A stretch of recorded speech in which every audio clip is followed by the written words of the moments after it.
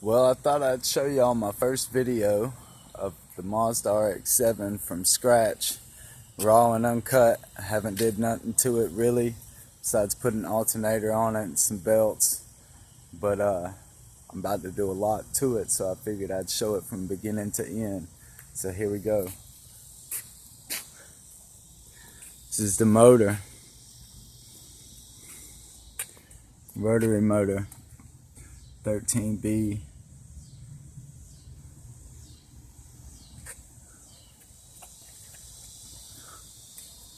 Needs some work.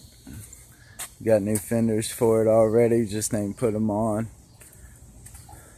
Interior needs some work. Seats have been restitched, but I'm end up changing them out too. Needs new CD player and a dash. Convertible top is alright, goes up and down. It's got some tears on the sides right here and on the other side. Got some new parts and everything for it in the trunk. 10-day tag. Can't get it inspected. It's got an exhaust leak. It's got one of the lights won't flip up on the left side. I gotta put a new actuator motor in it. The windshield wipers work when they want to. Other than that, it's pretty good shape. You know, got some mold and everything on the inside.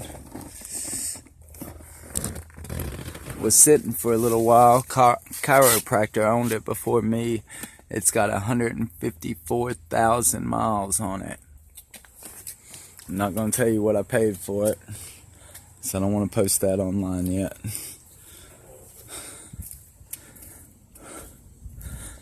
About to detail it. Put compound, wax, detail the motor real good, get the scratches out. If you see, it's got a bunch of lines in the paint, faded.